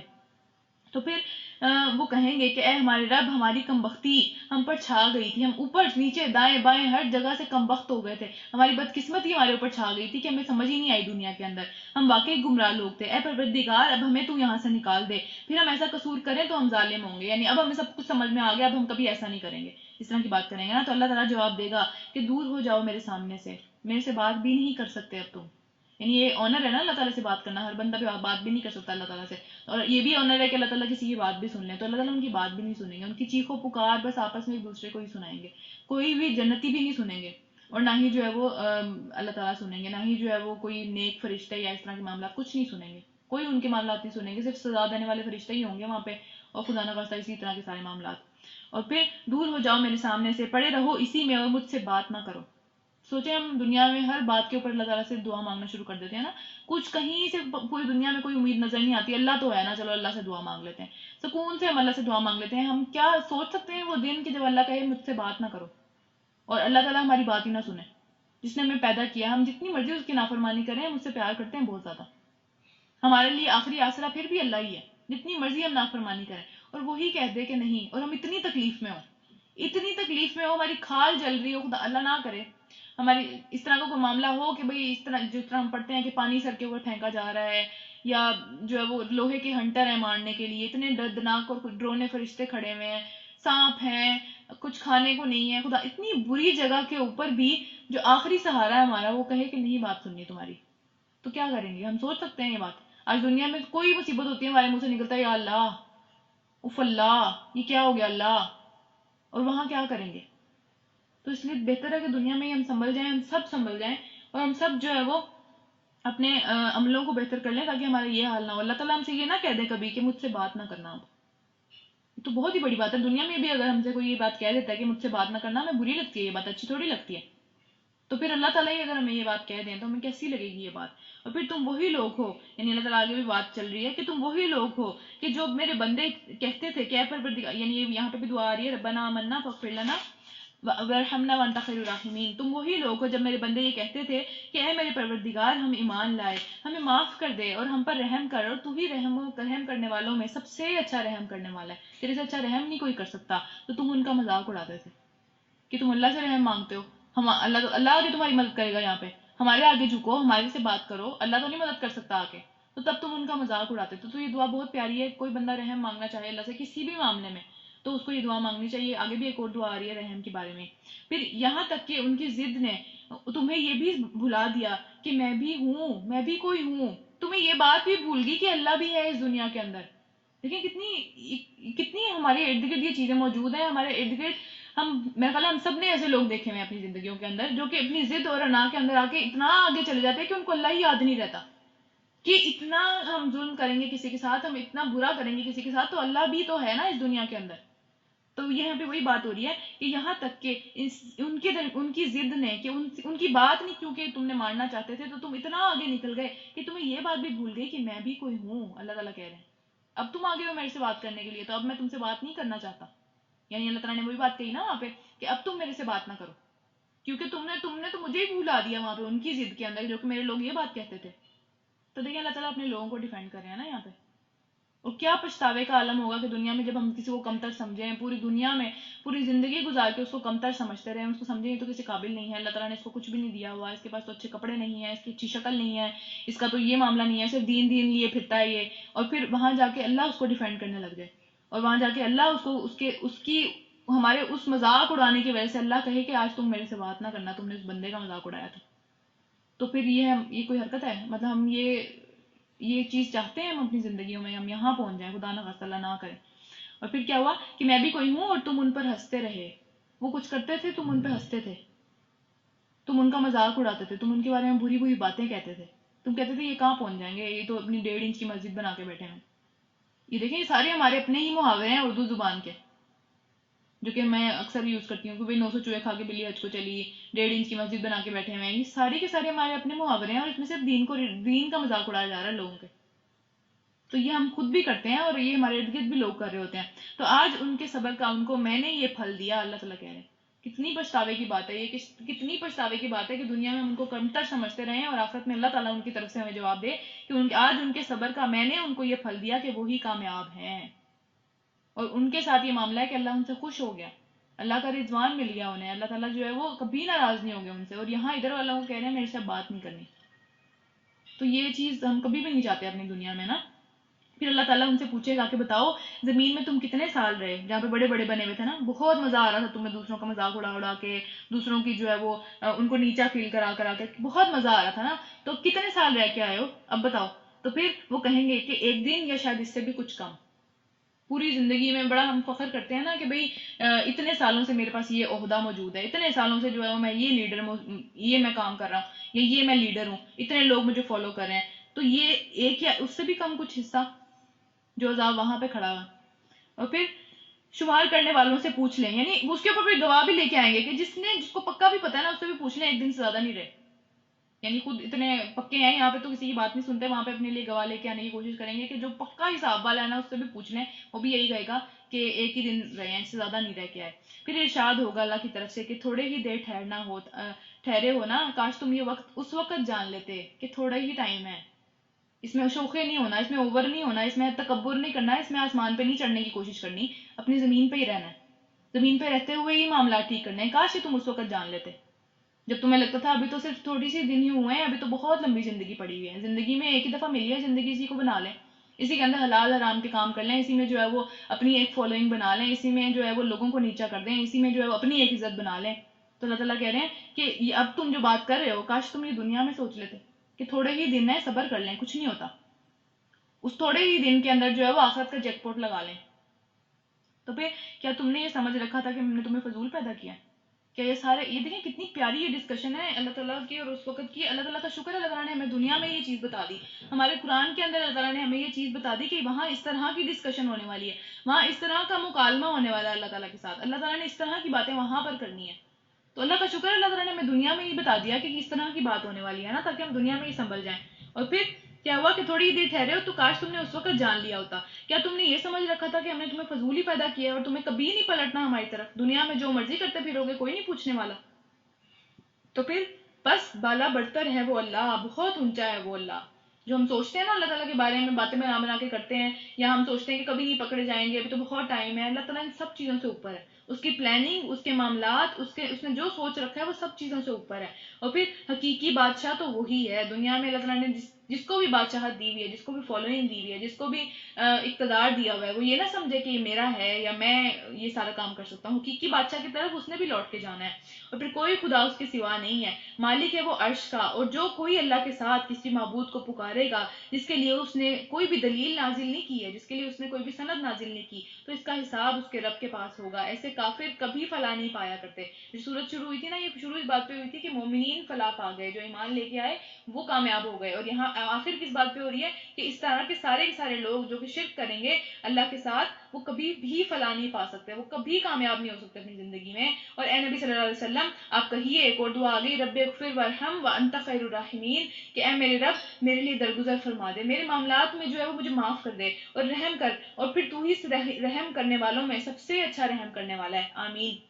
ان دعاؤں کو جو یاد کریں, کافی 5-6 دعائیں آئی ہیں شاید اس کے اندر صورت میں, انشاءاللہ میں ساری بھیجوں گی, ان کو یاد کریں گے. سورہ نور شروع کرنے لگے ہیں, یہ بہت ہی پیاری صورت ہے, اور اس کے اندر جو ہے وہ مدنی صورت ہے. اس کے اندر احکامات آ رہے ہیں. ابھی تک ہم بہت ساری صورتیں صرف مکی صورتیں پڑھتے چلے جاتے ہیں نا تیز سے, ان میں کیونکہ اتنے زیادہ احکامات نہیں ہوتے تھے. اب یہاں پہ یہ مدنی صورت آ رہی ہے. مدنی صورت کے اندر بہت سارے احکامات ہوتے ہیں, کیونکہ مدینہ کے اندر جو صورتیں نازل ہوئی ہیں وہاں پہ پورا سسٹم بنانا تھا, اور وہاں پہ جو ہے وہ معاملہ ڈفرنٹ تھا. اچھا, اب یہاں پہ صورت کو سٹارٹ کرتے ہیں. اس میں ہمیں معاشرت کے, ایک دوسرے کے ساتھ رہنے کے, ایک دوسرے کے جو آداب ہیں ایک دوسرے کے ساتھ, وہ سارے اللہ تعالیٰ نے ہمیں سکھائے ہیں. اب ہم کوشش کریں گے ہم ان چیزوں کو جو ہے وہ سیکھیں, کیونکہ یہ فرض ہیں ساری کی ساری چیزیں. دیکھیں پہلی ہی آیت میں اللہ تعالیٰ نے کہا یہ فرض ہیں جو اس میں ساری چیزیں بتائی جا رہی ہیں سورت کے اندر.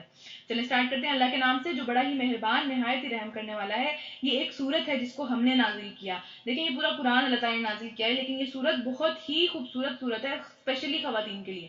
ٹھیک ہے, ہمارے لیے اللہ تعالیٰ نے یہ سورت, ایک تو پہلے سورہ نساء بھی نازل کی ہوئی ہے ہمارے لیے, جو کہ نام ہی اس کا نساء ہے, خواتین کی صورت ہے وہ. لیکن سورہ نور کے اندر بھی اللہ تعالیٰ نے ہمارے لیے بہت سارے پیارے پیارے احکامات بتائے ہیں ہمیں. ٹھیک ہے, تو اس کو جو ہے وہ انشاءاللہ تعالیٰ ہم پڑھیں گے. اور یہ صورت ہے جس کو ہم نے نازل کیا, اور ہم نے اسے فرض کیا ہے.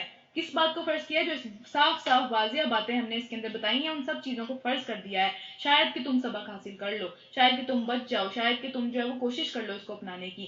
پھر کیا ہے وہ سارے کے سارے معاملات, زانیہ عورت اور زانی مرد دونوں کو, ہر ایک کو ان میں سے 100 کوڑے مارو. 100 ان کو جو ہے وہ کوڑے پڑنے چاہیے. یعنی یہاں پہ جو ہے وہ حدیں آ رہی ہیں. حدود کیا ہوتی ہیں کہ اللہ تعالیٰ نے جو سارے کے سارے معاملات, کچھ اس طرح کے جو ہے وہ معاملات ہیں, کچھ اس طرح کے گناہ ہیں جن کا جو صحیح کرنے کے لیے جو ہے نا, یعنی ان کو صرف پیار سے ڈیل نہیں کیا جا سکتا, ان کے اوپر حد لگ جاتی ہے. اور حد یہ ہوتی ہے کہ اس کی سزا دنیا کے اندر ہی ملتی ہے. تو زانیہ عورت یا زانی مرد دونوں, ان کی سزا جو ہے وہ اللہ تعالیٰ نے یہاں پہ بتا دی کہ 100 کوڑے مارو. اور یہ وہ زانی عورت اور زانی مرد ہیں. دیکھیں اس طرح کی چیزیں آپ کو مکی صورتوں میں نہیں ملیں گی. ٹھیک ہے, یہ آ گئی بات لا کی بات آ گئی, قانون, اسلامک قانون کی باتیں ہمیشہ مدنی صورتوں کے اندر ملیں گی نا. پیچھے ہم نے بھی یہ مکی صورت پڑھی ہے, اس میں کچھ ایسا نہیں تھا. تو یہ مدنی صورت کے اندر واضح آپ کو ڈفرنس پتا چلے گا. تو یہاں کیا کہ زانی عورتیں اور زانی مرد دونوں میں سے ہر ایک کو 100 کوڑے مارو. اور یہ ان لوگوں کے لیے ہے جو کہ شادی شدہ نہیں ہے. جو شادی شدہ ہیں ان کو رجم کرنے کا حکم ہے, اور وہ قرآن کے اندر حکم نہیں آیا. یہ حکم نبی صلی اللہ علیہ وسلم نے جو ہے وہ یہود سے لیا تھا, کیونکہ مدینہ میں یہود بھی رہتے تھے نا, تو ان سے ان کا جو حکم تھا وہی شریعت آگے ہماری بھی چلی نا, کہ رجم کر دیا جائے. اور رجم کیا ہوتا ہے؟ پتھر مار مار کے مار دینا. وہ زندہ نہیں رہیں گے اگر وہ میاں بھی, اگر وہ شادی شدہ تھے, کیونکہ شادی شدہ وہ تھے اگر, انہوں نے پھر بھی زنا کر لیا باہر کسی سے جا کے, تو اللہ تعالیٰ نے ان کو ایک سیف طریقہ دیا ہوا تھا. اللہ تعالیٰ نے ان کو ایک صحیح راستہ دیا ہوا تھا جس سے وہ اپنی خواہش کو پورا کر سکتے تھے. لیکن پھر بھی ان کی اتنی خواہش بڑھ گئی کہ انہوں نے پھر بھی جا کے کہیں اور جو ہے وہ منہ مارا, تو پھر ان کو زندہ رہنے کا اللہ تعالیٰ نے کہا کوئی حق نہیں ہے, ان کو ختم کر دو. لیکن جو غیر شادی شدہ ہیں ان کو 100 کوڑے مارنے ہیں ہر ایک کو. اور پھر ان پر ترس کھانے کا جذبہ, جو ظاہر ترس بھی تو آ جاتا ہے نا, کیونکہ لوگوں نے کوڑے مارنے ہیں, آسمان سے تو نہیں کوئی آگے مارے گا. تو پھر ان پر ترس کھانے کا جذبہ اللہ کے دین کے معاملے میں تم کو نہ آئے. اللہ کا دین جہاں پہ آنا ہے وہاں چاہے بھائی ہو, بہن ہو, ماں باپ ہو, اولاد ہو, وہاں پہ سختی ہے. پھر وہاں پہ سخت ہونا پڑے گا پورا پورا. کیونکہ اللہ کا حق ان سب رشتوں سے زیادہ ہے، اور اللہ نے جو چیز کہہ دی وہ اس کا بھی جو ہے وہ کام وہ صحیح طریقے سے کرنا پڑے گا. اور اگر تم اللہ تعالیٰ اور روز آخرت پر ایمان رکھتے ہو تو پھر تمہیں ترس نہیں آنا چاہیے اس چیز کے اوپر. تمہیں اس چیز کو کرتے ہوئے جو ہے وہ اللہ تعالیٰ نے حکم دیا وہ کرنے کا، تو وہ کرنا پڑے گا. اور اس سزا کو دیکھتے ہوئے اہل ایمان کا ایک گروہ موجود رہے، لوگوں کے سامنے یہ کام ہو تاکہ لوگ دیکھیں اور آگے کوئی ایسا کام نہ کرے، تاکہ لوگوں کو پتا ہو کہ اس کی سزا یہ ہے، اگر پکڑے گئے تو یہ مسئلہ پڑے گا. ٹھیک ہے، تو اس لیے اللہ تعالیٰ نے جو دنیا میں ہمیں سزائیں رکھی ہوئی ہیں ہمارے لیے، کچھ چیزیں اس طرح کی ہیں جن کے اوپر حد لگ جاتی ہے نا، کہ سزا دنیا میں ہی مل جاتی ہے، جیسے چوری ہے، ہاتھ کاٹنا اس کا، تو وہ بھی لوگوں کے سامنے ہوتی ہے، تاکہ ایک بندے نے چوری کی، اس کی جب سزا اس کو ملی، جس طرح سعودیہ میں اب چوریاں نہیں ہوتی بالکل بھی، کیونکہ سب کو ڈر ہے. ایون پاکستان کا بڑے سے بڑا چور جا کے وہاں پہ چوری نہیں کرتا. کیوں؟ کیونکہ پتہ ہے بھائی ہاتھ کاٹے جائیں گے، لگ پتہ جائے گا. ہمارے یہاں کیوں ہوتی ہیں؟ کیونکہ کوئی لا ہی نہیں ہے، کوئی اس طرح کی بات ہی نہیں ہے. تو اس وجہ سے جو ہے یہ معاملہ اس طرح کا ہے. لیکن اللہ تعالیٰ کو بہتر پتا تھا کہ کس طریقے سے لوگ رکیں گے. ہم بھی ڈھیٹ ہیں نا، مانتے نہیں ہیں اصل میں بات کو. تو پھر اہل ایمان کا ایک گروہ موجود رہے تاکہ وہ سبق حاصل کریں اس چیز سے کہ نہیں یہ کام کرنا. اور پھر زانی نکاح نہ کرے مگر زانیہ کے ساتھ یا مشرکہ کے ساتھ، اور زانیہ کے ساتھ نکاح نہ، زانیہ جو ہے وہ نکاح نہ کرے مگر زانی اور مشرک کے ساتھ. یعنی اگر کسی بندے کو ایسی لت لگی ہوئی ہے، یعنی اس نے توبہ نہیں کی اور اس کو لت لگی ہوئی ہے کہ بس کبھی کہیں کبھی کہیں کبھی کہیں، اور کسی عورت کو بھی لگی ہوئی ہے ایسی لت، تو پھر اس کی شادی اسی طرح کے کسی بندے سے ہونی چاہیے. وہ پاک دامن مرد کو یا پاک دامن عورت کو ایسے بندے سے شادی نہیں کرنی چاہیے اگر پتہ چل جائے. اگر پہلے ہی پتا ہو اور آپ رشتہ کر رہے ہوں اور پتہ چل جائے کہ بھئی اس کا تو مطلب یہ بھی نہیں کہ آپ افواہوں پہ بلیو کر لیا جائے، ایسا نہیں بالکل بھی. یعنی جو پروسٹیٹیوشن کر رہے ہیں یا جو اس طرح کا معاملہ کر رہے ہیں اور وہ توبہ نہیں کر رہے، اگر وہ بھی توبہ کر لیتے ہیں تو پھر وہ بھی پاک صاف ہو جاتی ہیں، آگے جا کے ہمیں پتہ چلے گا. تو اس لیے بغیر کسی کو جانے، بغیر اس کا توبہ کا اسٹیٹس دیکھے، اگر وہ کنٹینیوسلی اس کام میں پڑا ہوا ہے اور اس کو جو ہے وہ لت لگی ہوئی ہے اس پوری کی پوری چیز کی، ایک کے بعد ایک، ایک کے بعد ایک، ایک کے بعد ایک، وہ پراؤڈ فیل کرتا ہے اس چیز کے اوپر. ہم دیکھتے ہیں نا آج کل تو ویسے ہی سیلیبریٹیز کو دیکھ لیں یا سوشل میڈیا پہ بہت سارے لوگ ہیں جو اس طرح کے کام کرتے چلے جا رہے ہیں اور بہت پراؤڈلی اس کو جو ہے وہ اپنا شو بھی کراتے ہیں دنیا کے اندر. تو اس طرح کے لوگ، یہ نہیں کہ آپ اپنی طرف سے کسی کے اوپر الزام لگا دیں، آگے ہی آ رہا ہے یہ الزامات لگانے کی جو بات آ رہی ہے. ٹھیک ہے، تو اپنی طرف سے الزامات کسی پہ بھی نہیں لگا سکتے. اس طرح کے لوگ جو کہ جن کا پروف ہے، یہ جس کے اوپر گواہ موجود ہیں کہ یہ کام کرتے چلے جا رہے ہیں، ان کی شادیاں آپس میں ہی ہونی چاہیے، کیونکہ گند گند کے ساتھ ہی رہے. وہ پاک بندے کو یا پاک عورت کو جو ہے وہ گندا نہ کرے نا. تو اس لیے پھر آگے، اور زانیہ کے ساتھ نکاح نہ کرے مگر زانی اور مشرک ہی، اور یہ حرام کر دیا اہل ایمان کے اوپر. اگر پتہ چل جائے کسی ایسے دیکھیں ہمارے یہاں یہ بہت عام سی بات ہے کہ مسلمان مرد جو ہے وہ یہ بات کرتے ہیں کہ جی کوئی مسئلہ نہیں ہے ہمارے لیے، تو اہل کتاب کے ساتھ شادی، اہل کتاب کی عورتوں کے ساتھ ہم شادی کر سکتے ہیں. میرے خیال ہم سارے یہاں پہ جو بیٹھے ہوئے ہیں وہ یہیں کے لوگ بیٹھے ہوئے ہیں نا. ہاں یہیں کے ہیں. تو جرمنی کے اندر کیونکہ اہل کتاب کا جو معاملہ ہے وہ کس طرح کا معاملہ ہے اہل کتاب کا ہمیں پتہ ہے نا. اہل کتاب ہم کہتے تو ہیں ان کو کہ بھئی ان کے پاس کرسچنز ہیں، ان کے پاس انجیل ہے. پہلی بات تو یہ وہ اپنی انجیل کو فالو نہیں کرتے، اور دوسری بات یہ کہ ان کے ساتھ یہ والا معاملہ ہے زانیہ والا. اگر ہم یہ بات بھی کریں کہ بھئی مرد جو ہے وہ ایک اہل کتاب سے شادی کر سکتا ہے، اہل کتاب عورت سے، تو پھر یہ چیز تو دیکھنی پڑے گی، یہ چیز تو حرام ہو جائے گی. پھر بھی یہ چیز حرام ہو جائے گی کیونکہ اس نے اپنی عصمت کو پاک نہیں رکھا ہوا، وہ اسی کام کے اندر پڑا ہوا بندہ یا بندی جو بھی. ٹھیک ہے، تو یہ حرام کر دیا گیا، یہ حرمت ہے. یہ صورت بہت ضروری ہے ہمارے ڈیلی معاملات کے اندر، ڈیلی چیزوں کے اندر، کیونکہ اور ہم ظاہر آدھی چھوڑیں گے اس کو درمیان میں، تو کل بھی اس چیز کو جو ہے وہ انشاءاللہ پورا پڑھیں گے، کل یہ صورت پوری ہوگی. لیکن اس کے اندر جتنی چھوٹی چھوٹی باتیں اللہ تعالیٰ نے ہمیں بتائی ہوئی ہیں وہ ہم سوچتے بھی نہیں ہیں بولنے سے پہلے، اور نہ ہمیں پتہ جب تک ہم بار بار اس صورت کو نہیں پڑھتے. یعنی میں بھی اگر اس کو دوبارہ نہ پڑھوں مجھے بھول جاتی ہیں یہ باتیں، ہر انسان کو بھول جاتی ہیں قرآن کی ساری باتیں. اور یہ اسپیشلی یہ صورت مطلب میرے دل کے بہت زیادہ قریب ہے یہ صورت، اور مجھے یقین ہے کہ آپ لوگوں کو بھی بہت اچھی لگے گی. بہت پیاری صورت ہے یہ. تو دیکھیں یہ یہاں پہ پتہ چلتا ہے کہ احرام کر دیا گیا اہل ایمان کے اوپر کہ وہ نہیں کر سکتے ایسی کسی بھی عورت سے شادی، یا ایسے کسی بھی مرد سے شادی عورت بھی نہیں کر سکتی، چاہے وہ مسلمان ہی کیوں نہ ہو، چاہے وہ غیر مسلم ہی کیوں نہ ہو.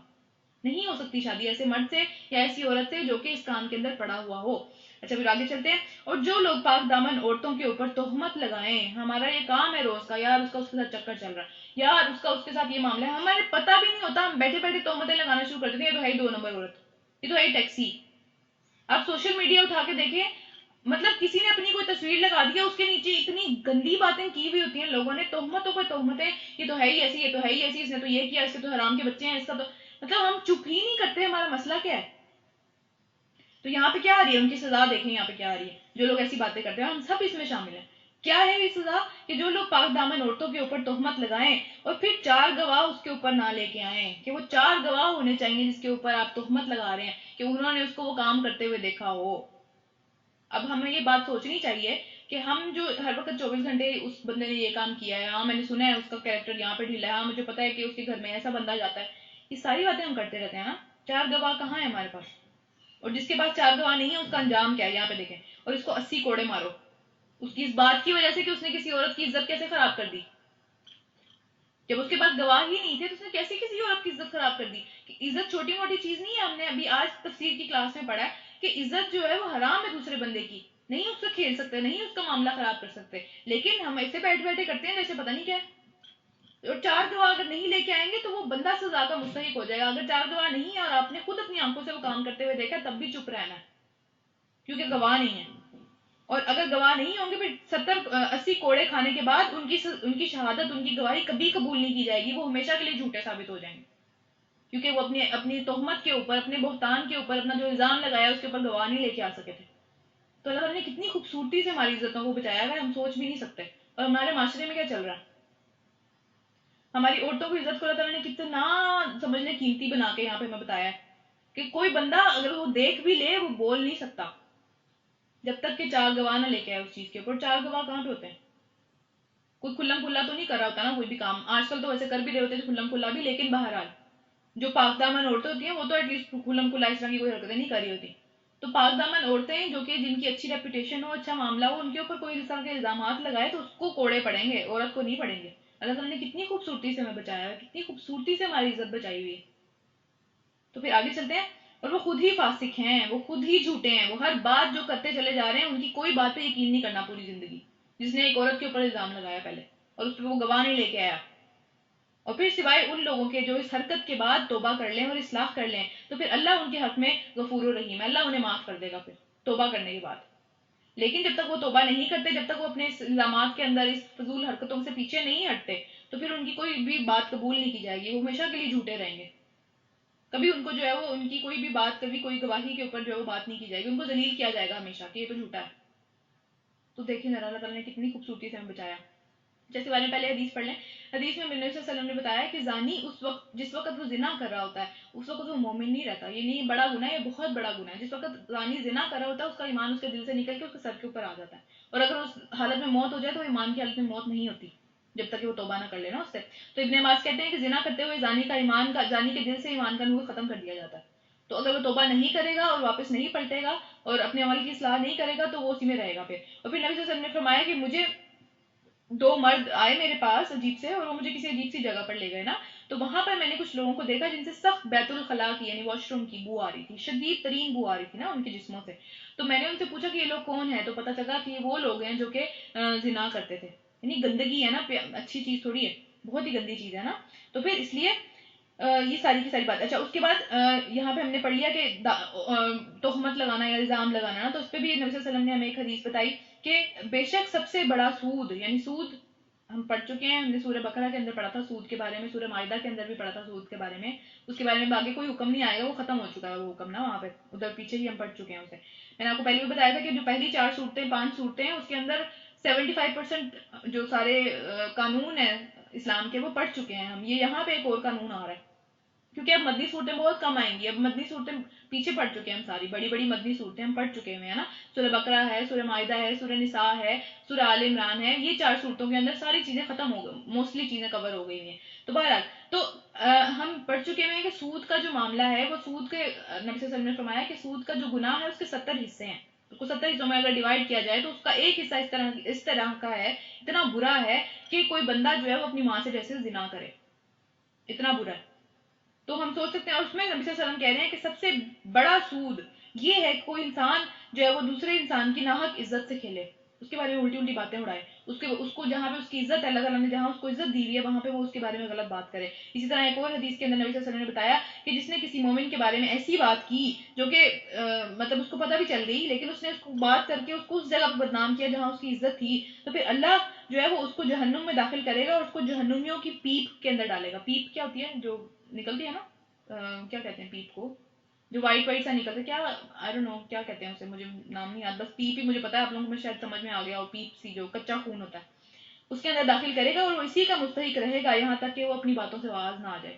تو کسی کے بارے میں باتیں کرنا، کسی کا جو ہے وہ کسی کے اوپر الزامات لگانا، کسی کی اس طرح کی باتیں کرنا، یہ چیزیں ٹھیک نہیں ہیں، ان سے بچنا چاہیے.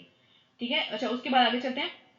اور پھر یہ بھی ہو سکتا ہے کہ میاں بیوی کا معاملہ خراب ہو جائے, میاں بیوی کو دوسرے پہ شک ہو جائے کہ اس نے زنا کیا اور وہ دیکھ بھی لے, کیونکہ یہ معاملہ تو ہو سکتا ہے نا, میاں بیوی کا آپس میں تھوڑا ڈفرنٹ ہوتا ہے معاملہ. تو پھر اگر اس طرح کا کوئی معاملہ ہو جائے تو پھر کیا کرنا ہے کہ پھر جو لوگ اپنی بیویوں کے اوپر الزام لگائیں اور ان کے پاس خود ان کے اپنے سوا کوئی گواہ نہ ہو, انہوں نے خود دیکھ لیا اس کو کرتے ہوئے اور اب وہ اس کے ساتھ رہنا نہیں چاہتا, یا بیوی کے لیے بھی یہی کام ہے, اور پھر تو ان میں سے ایک شخص کی شہادت یہ ہے کہ وہ 4 مرتبہ اللہ کی قسم کھا کر گواہی دے کہ وہ اپنے الزام میں سچا ہے. 4 دفعہ وہ کہے گا میں اللہ کی قسم کھا کر کہتا ہوں میں نے اس کو یہ کام کرتے ہوئے دیکھا ہے. پھر اس کے بعد 5ویں دفعہ کہے کہ اللہ کی لعنت ہو میرے اوپر اگر میں جھوٹا ہوں. 5ویں دفعہ بھی یہی قسم کھائے لیکن اس میں یہ چیز ایڈ کرے. اور عورت سے سزا اس طرح ٹل سکتی ہے, ہو سکتا ہے اس کا شوہر جھوٹ بول رہا ہو, جھوٹا الزام لگا رہا ہو, جھوٹی قسمیں کھا رہا ہو, تو پھر کیا کہ عورت سے سزا اس طریقے سے ٹل سکتی ہے کہ وہ 4 مرتبہ اللہ کی قسم کھا کر شہادت دے, گواہی دے کہ یہ شخص اپنے الزام میں جھوٹا ہے, اور پھر 5ویں دفعہ کہے کہ اللہ کا جو غضب ہے وہ میرے پہ نازل ہو اگر یہ سچا ہو, میں جھوٹ بول رہی ہوں. تو پھر ان دونوں کے درمیان میں جدائی ہو جاتی ہے اور ان کا نکاح باقی نہیں رہتا, وہ دونوں جدا ہو جاتے ہیں اور دنیا میں ہی اللہ تعالیٰ جو ہے وہ حق کو واضح کر دیتے ہیں. دنیا میں ہی جس کے اوپر غضب ٹوٹتا ہے وہ جھوٹا ہوتا ہے, دنیا میں ہی فیصلہ ہو جاتا ہے یہ اس قسم کے بعد نا. اچھا اس کے بعد تم لوگوں پر اللہ کا فضل اور اس کا رحم نہ ہوتا تو یہ بات نہ ہوتی کہ اللہ جو ہے وہ بہت معاف کرنے والا ہے اور حکمت والا ہے, تو پھر یہ بیویوں والا جو معاملہ اسپیشلی ہے یا پھر یہ جو ادھر ادھر والے معاملات ہیں سارے کے سارے, یہ تمہارے لیے بہت مشکل ہو جاتے ہیں ان کے درمیان میں فیصلہ کرنا. معاملہ اسی معاشرہ سارا یہی کام کرتا رہتا ہے کہ بھائی اس نے یہ کیا, اس نے وہ کیا, اس نے وہ کیا, اسی میں پڑے رہ جاتے, تم مزید کوئی کام ہی نہ کرتے.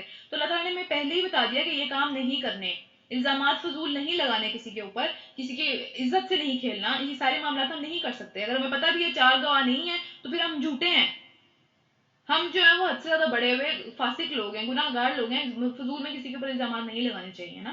اچھا یہاں پہ رکو نمبر 1 ختم ہوتا ہے سورہ نور کا. ٹائم تو ہو گیا, انشاءاللہ تعالیٰ دوسرے رکو سے جو اگلی دفعہ سٹارٹ کریں گے. اور میں یہ کہوں گی کہ جو یہ لوگ سن رہے ہیں اس سورت کو پلیز ضرور سنیں. یہ ہم اسپیشلی عورتوں میں یہ معاملہ بہت زیادہ ہوتا ہے نا کہ ہم بغیر سوچے بغیر سمجھے اس طرح کی باتیں کرتے چلے جاتے ہیں, اور ہمیں پتہ بھی نہیں ہے کہ انہی باتوں کی وجہ سے, انہی گوسپس کی وجہ سے جو ہے وہ اللہ تعالیٰ کے نبی نے بھی ہمیں کہا نا کہ زیادہ تر عورتوں کو میں نے دیکھا ہے نا جہنم کے اندر, کیونکہ وہ ناشکری ہوتی ہیں. پہلی بات تو یہ ناشکری ہوتی ہے اپنے شوہر کی, سارے جو بھی وہ کام کرتا ہے اس کو وہ اپریشیٹ نہیں کرتی. لیکن دوسری بات یہ بھی کہ وہ گوسپس بھی کرتی ہیں بہت زیادہ, اور یہی ہوتا ہے گوسپس کا ٹاپک, اس نے یہ کیا, اس نے وہ کیا, اس نے فلاں بندے سے تعلق رکھا اور اس نے اس طرح کی فضول قسم کی باتیں نا. تو انشاءاللہ ہم پوری کوشش کریں گے کہ ہم اس سے جو پڑھیں اچھے طریقے سے سورت کو, اور اس سے فائدہ اٹھانے کی کوشش کریں. ربنا تقبل منا انک انت السمیع العلیم وتب علینا انک انت التواب الرحیم.